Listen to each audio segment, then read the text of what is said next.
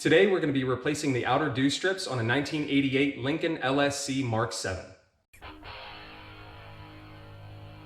Seriously, I just had it. If you got what you were looking for out of today's video, please consider liking and subscribing to help build the channel. When you're dealing with a 37-year-old vehicle, chances are the rubber dew strips on the outside of the windows are going to have some weather and sun damage, which is going to be the reason that we're going to be replacing them today. The tools that you'll need for this project are a fine tip Sharpie, a large, medium, and small flathead screwdriver, a Phillips head screwdriver, a power drill, a 1/16 drill bit, a 10mm socket, small pair of vice grips, side cutters, needle nose pliers, channel locks, and an old hand towel, shop rag, or the like.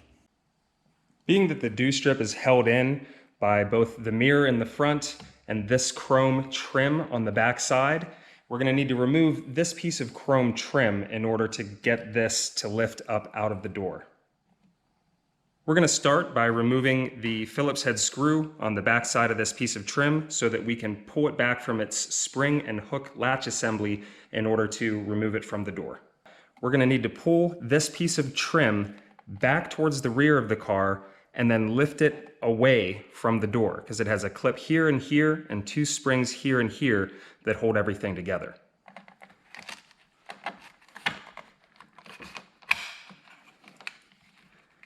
You can see how I rotated it away, and then we just gently push forward and it comes out. These are the springs I was talking about here and then it has these four clips that latch into the underside of this lip right here.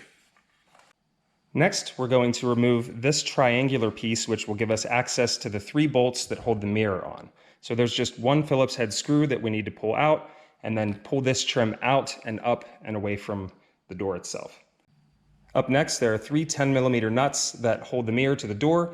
We're going to remove those. You want to be careful that you don't lose them down inside the door, because removing this door card, they're really easy to damage and it's a pain in the butt. I plan on probably doing a future video on how to properly do that and not damage the door card.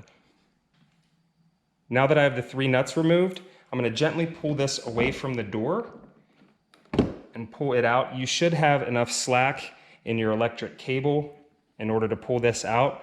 And I'm just going to wrap it in an old shop towel like so, and then use a piece of tape to secure the rag so that it doesn't scrape up the door. And then I can just let it hang there. Next up, we're going to take a 10mm, and there is a small nut on this side that actually holds this piece of trim to the door. So we're going to remove this keeper nut.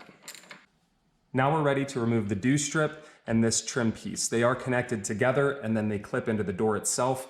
In order to do that, I'm going to use a flathead screwdriver and a shop towel so that I don't scratch the paint, and just gently wiggle underneath and just twist, and it should pop right up.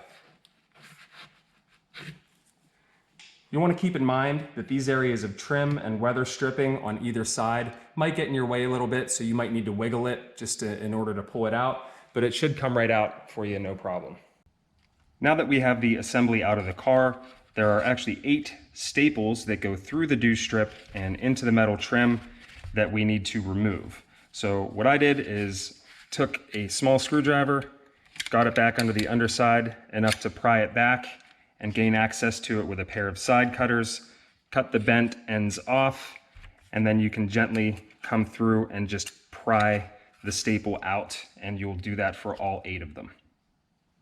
Before I completely remove all the staples, I want to have a really good idea of where the weather stripping was situated on the trim. So I'm just going to take a fine tip Sharpie and mark it on the back side where no one can see as to how far towards the back side the weather stripping came. As you can see here, this little stud is that nut that we removed earlier. So just mark it right there. That way, whenever I take everything apart, I can start from this side and work my way towards the front of the trim and get it perfectly lined up as to where it was whenever I took off the old one. Depending on where you got your new dew strips from, you'll probably notice that there's a difference in the actual dew strips themselves.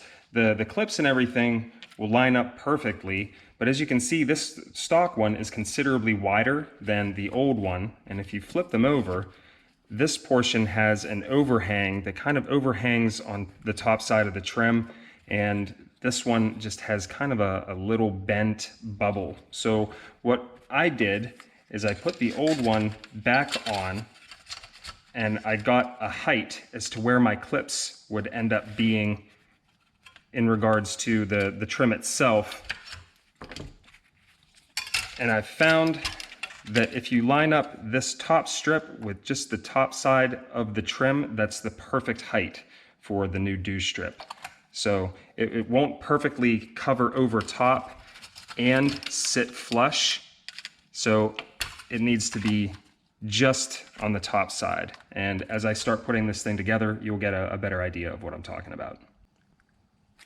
Starting at my mark that I marked earlier with my Sharpie, I'm going to line things up, and then I'm going to make sure that all of my clips sit into their respective gaps in the trim. And also make sure that on the top side, my little rubber flap is even with the top side of the trim. Once I do all of that, I'm going to take a small pair of vice grips and just gently clip this together. And again, I want to double check on the top side to make sure that I'm flush here.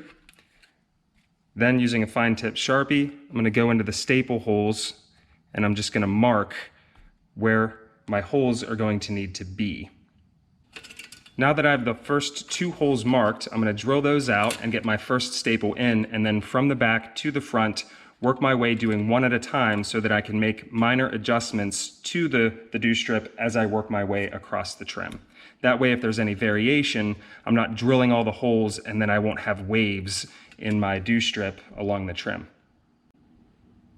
Now that I have my holes drilled, the staple in, and the dew strip re-clamped to the trim, I'm going to push in from the dew strip side, take a pair of needle nose pliers, and just bend those staples in while maintaining pressure on the back side. Once I get them to where they're bent a little bit, I can take a pair of channel locks and then come in from the back side and just smush them together, and it'll hold really well. Now that we have our first staple in, we're going to do the same thing and repeat the process with our second set of holes right here. Again, making sure that this rubber flashing is nice and even with the top side of the trim before we clamp down with our vice grips. And then we can just drill straight through this, put the staple in, repeat the process for the rest of the staples along the trim. Another thing of note, this metal trim, it's pretty flimsy. You want to be careful whenever you're drilling through it, not to puncture through and go to the other side. At this point, we have all of the new staples in. One of the things that you'll notice with these aftermarket parts is you might have a little bit of wave or separation in between the dew strip and the trim. One of the things to keep in mind is these kits do come with some extra staples, so you can put extra staples in where your gaps are, provided they're not in the way of the clips. And another thing to keep in mind is once the window is rolled up, there's going to be a lot of pressure on this dew strip, which will tuck those little waves in and make a better seal there. So I'm going to throw a couple of extra staples in where I've got some bigger gaps, and then get to reinstalling. Now obviously installation is going to be the exact opposite of the installation process. One of the things of note is these clips and these tabs right here have small little holes on the inside of the door that these tabs need to go down into in order to click this back into place. You want to line up this little keeper bolt on the hole on the back side, and before you bolt everything back together, it's going to be a really good idea to uncover the mirror, set the mirror back in place, and that way if you need to adjust forward to back just the littlest bit to make sure that your mirror doesn't have a big unsightly gap here, you want to do that before you put the keeper nut on the back side of the door. So I did have to make a slight adjustment on where the trim was front to back in order to get this gap lined up properly. So I did need to remove it once and slide it a little bit back in order to get this gap correct to where it needs to be. And what I did is pulled it up, moved it back. It only needed like 1/8 of an inch or thereabouts. And then I put it back in, reset my mirror, and I put one of the 10mm nuts on the upper side just to hold the mirror in place until I can get the keeper nut on the back side in. And I just pushed it the rest of the way down, it's looking pretty darn good. The last thing we need to do is reinstall the chrome trim on the upper portion of the door. There is a piece of weather stripping that's kind of in the way, but it should be flexible enough that you can get this hooked in on the back side of these two springs, get it hooked in, pull it towards the back, and then get these 4 clips underneath this lip on the back side of the trim.